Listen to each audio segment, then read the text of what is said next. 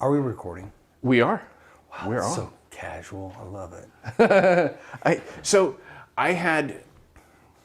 I'm not clear on your progression. You guys moved out to the Pacific Northwest from, and Oh, okay, yeah. We were in Denver for years, and then moved back to Indiana, where I grew up, to help my dad with the family business. uh-huh. When that was sold in 2001, that's what brought me out to the Pacific Northwest. Okay. It was on a buyout deal, you know. And then you guys got connected with the gymnastics program through dance, because that was Candace's thing. Actually, no. We got connected with the gym through my daughter's interest in gymnastics. Oh, okay. And basically, you know, she was under a lot of pressure at the first place we tried, and we thought, you know, maybe we do our own thing and find a coach and do something that's a little bit more fun, but also professional. And that was kind of the ethos of Vega, which is professional training, serious fun, and keeping that as our kind of central point. Got it. Okay. And then, as I remember, your fire for the things of God wasn't always lit. There was a stretch there where to say that you weren't, like, that God wasn't on your radar would be pretty accurate, right? Yeah, you know, I think we all go through that period in our life where we're trying to determine what we believe and what we think and how things are framed around that. So for me, my childhood was one of knowing who Jesus was, but not finding him very well in the church environments I was in. You could say my mom was a little on the extreme side, and my dad was basically atheist. So I ended up, you know, in the middle, so to speak. And it wasn't until, let me just say, he grabbed me by my earlobe, and pulled me in the direction of change. As I remember, if I'm remembering right, it had something to do with somebody basically ripping you and your dad off. And that was what started that was an buyer, impetus, right? Exactly. The buyer of the business, and it's a longer story, but the buyer of the business basically was not ethical in his informational exchange and in his financials, et cetera, et cetera. He ended up right after 9/11, and the deal had gone through, he went Chapter 11. So, yeah, he basically took all of that buyout, my inheritance basically, my dad's retirement, kids' college, all of that was a great deal, but it just never evolved. It basically evaporated, and in a very short period of time, and that was rough. Yeah. And then that broke me. That brought you That to was this the place pull where on the ear by God. You know, you could call it a knockdown, drag out Sure. with life. Mm-hmm. Sure. Yeah, I mean, it does seem like all of us, from time to time, need that constraint and that being held in a uncomfortable situation. Yeah. Until eventually we make a decision. Like, I'm either all in or I'm out, you know. And you went all in, and I vaguely remember you telling me something about playing songs on your guitar. Well, having a guitar as a kid, and I was one of these troubled kids, so I used my guitar as a personal outlet. So I would write my own music, just strum, play chords, write music, kind of an expression of whatever emotion it might be. You know, like, so whether it was joy or sadness or anger, you know, all those things can come out through an instrument. Uh-huh.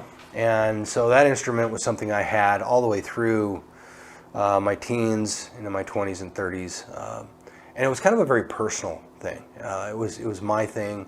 I rarely played, other than for my wife and kids, you know, just for fun.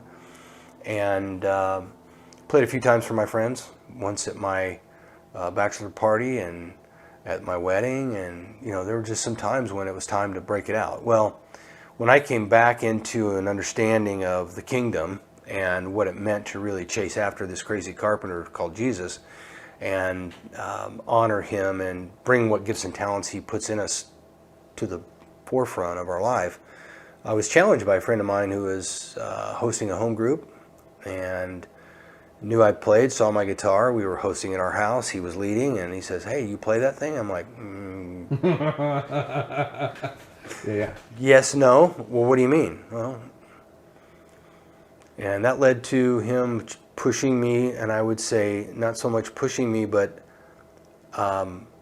drawing me into a conversation with God about, is this something that I should bring to Him?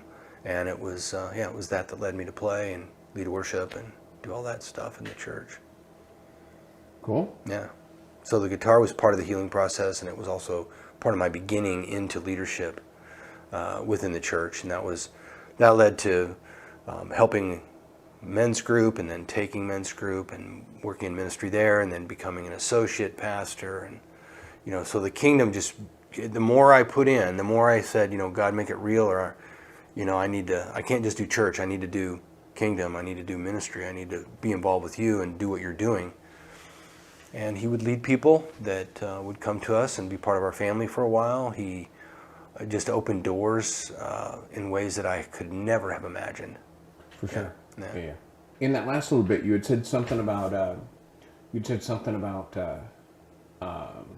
men's ministry, and you had mentioned something when we were talking on the phone a few weeks ago. You had mentioned something about leading or participating in some men's events out in the woods. Yeah. What was that about, and how did that? I'm guessing that you benefited personally from some of that stuff, and you saw some people, their lives get radically changed. Tell me a little bit about that and what that was. Sure. I think that what it really was the way that the Holy Spirit would work in guys' lives in ways they didn't expect. So when God shows up and He surprises us, when we open ourselves up, and what we would do is we kind of shove guys into the grinder of opening up by taking them out into the mountains, and we would put a backpack on them, and some had never been camping, others were experienced, but we did a multi-day summit down in the Three Sisters Wilderness area. Mm-hmm. Usually it was Middle Sister, but for years we would take a small group of guys, we would give them a journal, we'd get them off their phones, and we'd just have them ask themselves questions, and it was centered on the Beatitudes. So the teachings of Christ lead a guy into truth, and it's truth between him, his life, and the Lord. So when that happens, you will benefit personally as well as the people you're with. So it's kind of like the idea of authenticity and transparency, how important that is. And when you lead a ministry and are part of a ministry that is interested in that platform or that foundational place to move from, you don't have to do a whole lot. You just have to bring guys into a place where they can listen. You have done the work where when you need to have a difficult conversation, you will have that difficult conversation motivated by love. That you've put the time in, because it seems to me that a lot of the things that if we face them, they turn out to be vastly less scary than our imaginations led us to believe. Mm-hmm. Most conversations seem to be the worst part of the whole experience is just breaching the conversation, just having it start. I'm guessing that you've had some difficult conversations with your kids, with Candace, with employees, that sort of thing. How do you warm yourself up?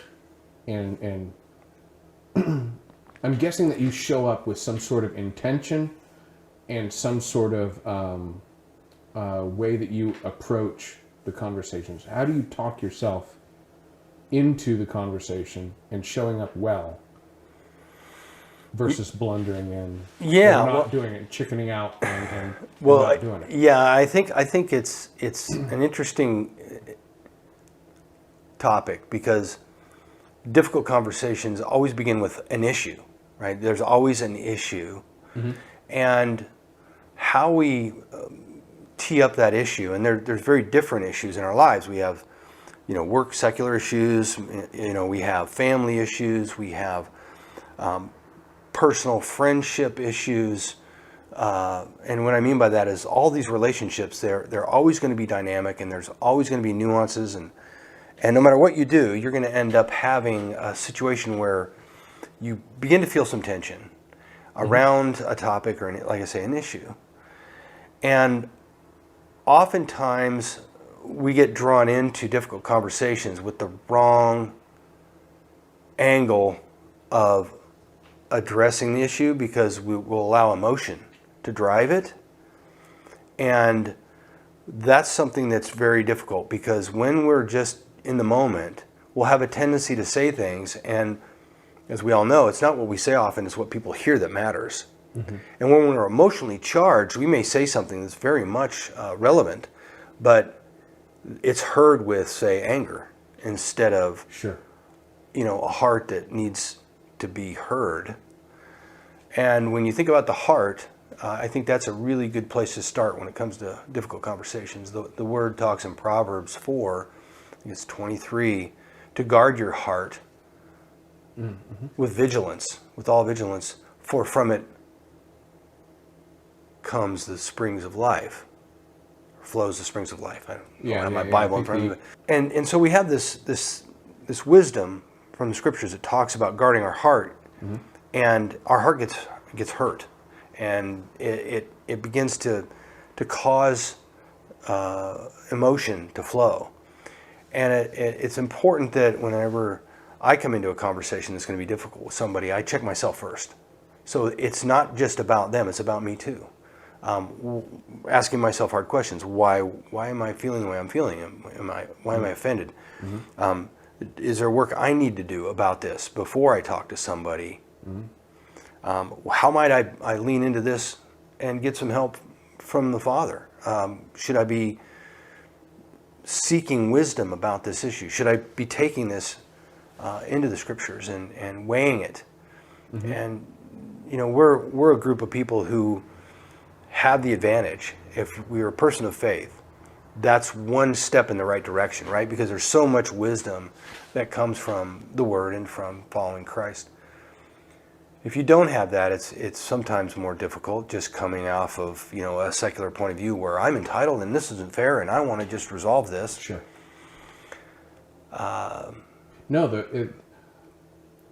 Your take on the prep going into the conversation, I think, is super important.